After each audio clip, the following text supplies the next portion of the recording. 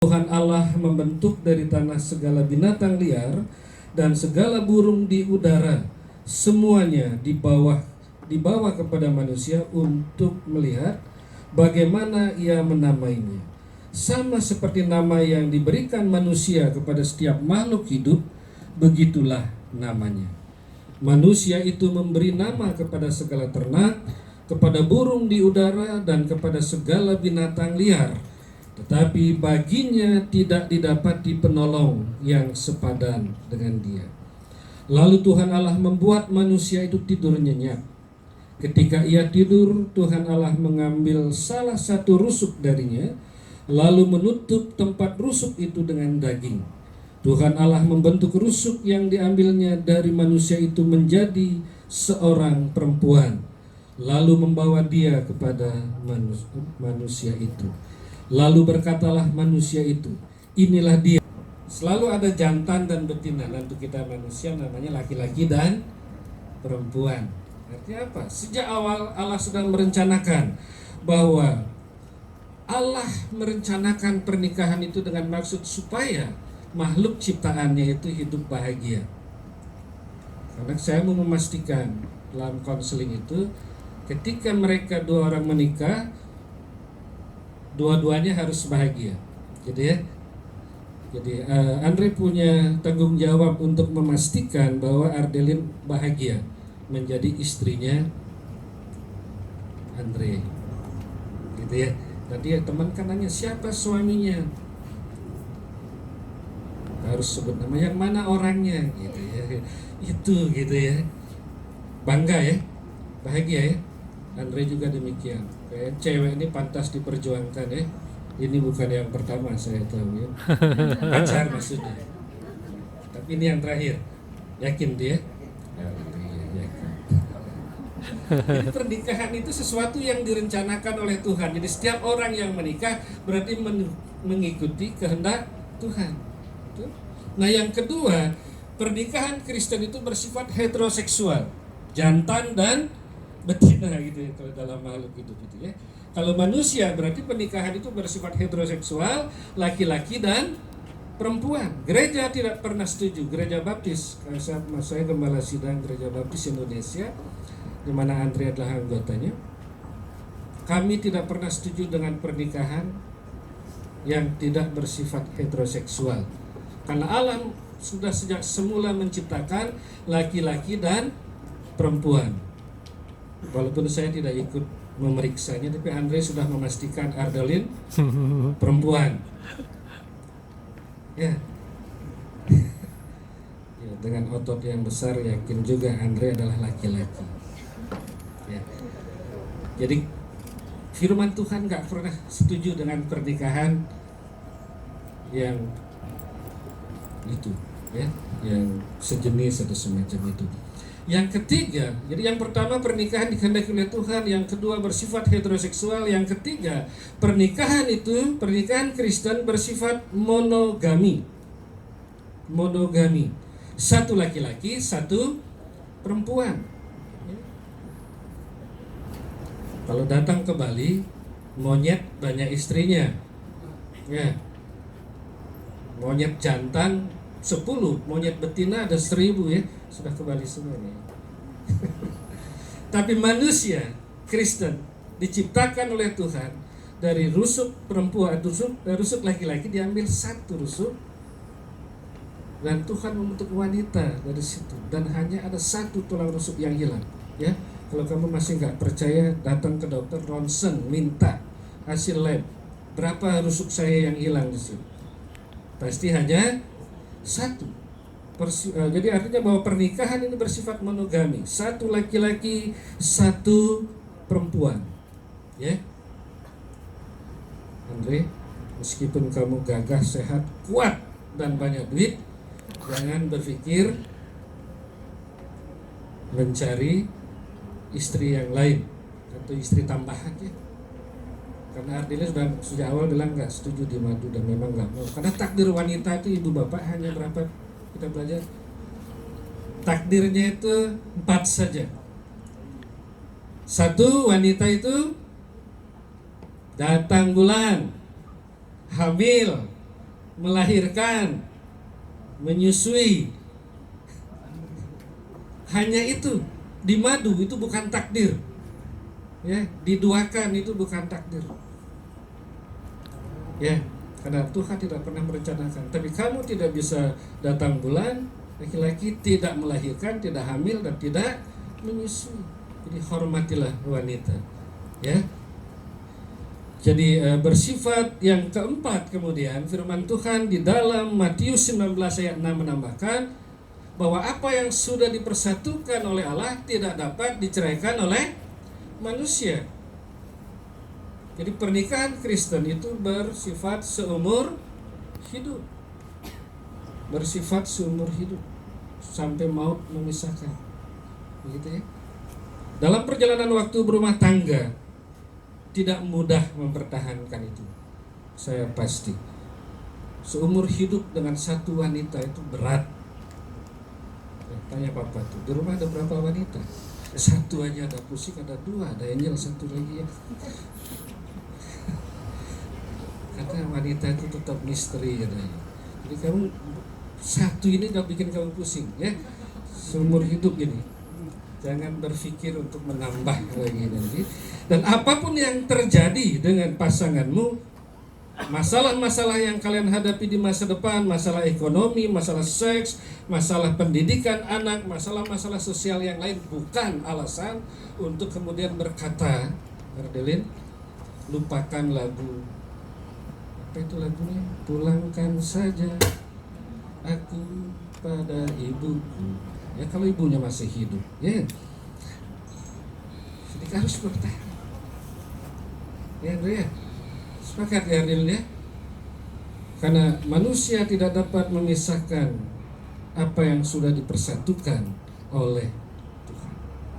Jadi seumur hidup jangan bilang, oh dulu kamu waktu masih pacaran dengan saya sering fitness bersama sehingga badanmu padat gitu. Sekel gitu. Sekarang sudah 10-15 tahun lagi, 20 tahun lagi sudah gemuk, apalagi longgar. Longgar apa ini? Yang bikin gembrot longgar itu siapa? Kamu, Andre, jangan salahkan istrimu ya. Jadi jangan cari alasan-alasan tertentu kemudian untuk mencari pembenaran, melanggar firman Tuhan dan menceraikan istri atau suamimu. Karena sekali lagi saya mau tekankan bahwa pernikahan Kristen itu bersifat seumur hidup. Nah kemudian untuk menjalani pernikahan yang dikehendaki oleh Tuhan, pernikahan yang bersifat heteroseksual, pernikahan yang bersifat monogami, kemudian pernikahan yang bersifat seumur hidup, Tuhan bilang di dalam Kejadian 2 ayat 24 tadi, sebab itu seorang laki-laki akan meninggalkan ayahnya dan ibunya dan bersatu dengan istrinya sehingga keduanya menjadi satu daging. Banyak orang yang salah paham tentang bagian ini. Ketika Tuhan berkata sebab seorang laki-laki akan meninggalkan ayah dan ibunya, seolah-olah Alkitab firman Tuhan mengajarkan anak-anak menjadi durhaka kepada orang tua. Bukan itu. Meninggalkan ayahnya dan ibunya. Di sini artinya bahwa anak ketika menikah dia siap menjadi orang yang mandiri. Begitu Bapak Ibu ya.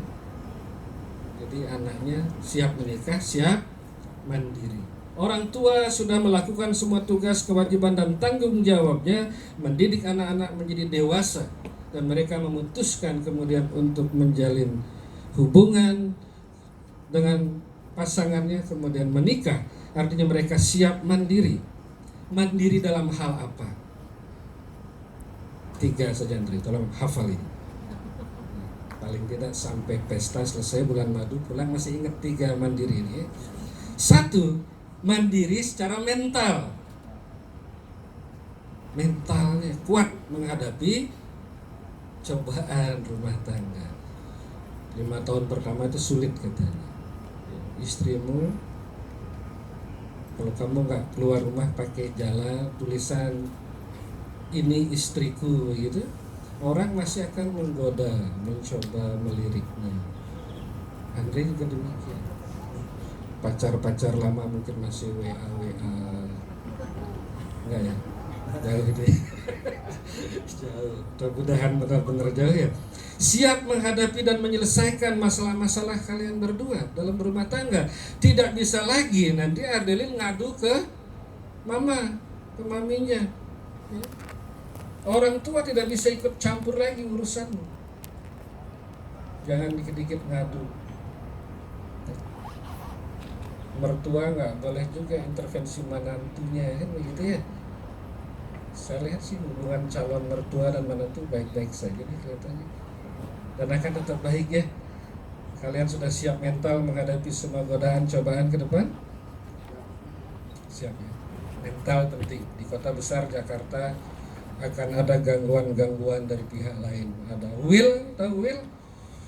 Wanita idaman lain gitu ya. Pria idaman lain. Terus ada apa lagi idaman lain itu? Macam-macam ya. Hati-hati ya. Hadapi masalah, selesaikan masalah. Gitu. Jangan lari dari masalah. Laki-laki sejati nggak boleh lari dari masalah. Hadapi dan selesaikan masalah itu. Yang kedua, mandiri secara spiritual, secara rohani. Orang tua mendidik, mengarahkan, memastikan anak-anaknya tumbuh punya hubungan yang baik dengan Tuhan. Hidup bukan hanya soal materi, hidup bukan hanya soal hubungan sosial, hidup adalah tentang hubungan yang baik dengan Tuhan. Tuhan menciptakan kita, lahir ke dalam dunia, menghidupi kehidupan yang dikehendaki oleh Tuhan. Ada saatnya, suatu saat kita akan kembali kepada Tuhan. Dan mari kita memastikan keluarga kita siap kembali kepada Tuhan. Yang ketiga, mandiri secara finansial. Ya, Pak Duyun kasih modal berapa dia untuk usahanya?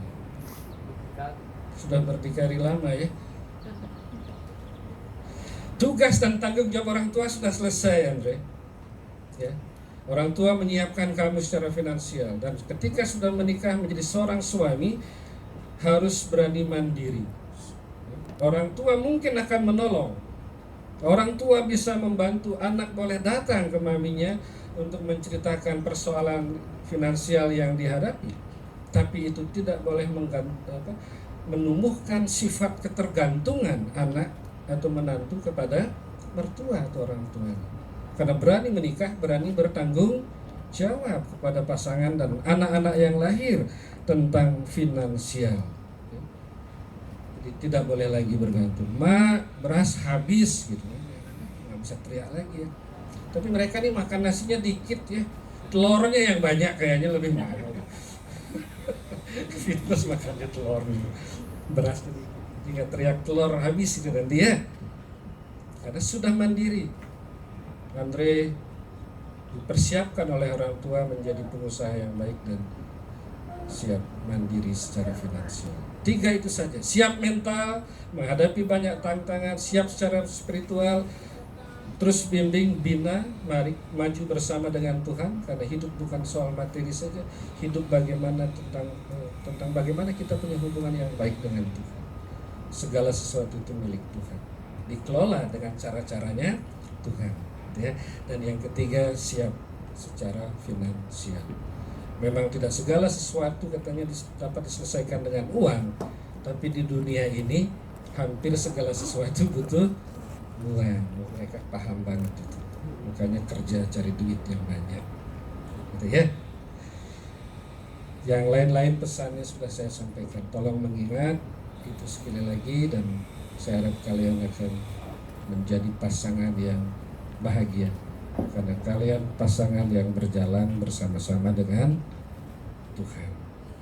Baik, selanjutnya saya mengundang Andre dan Ardelin untuk maju berdiri dan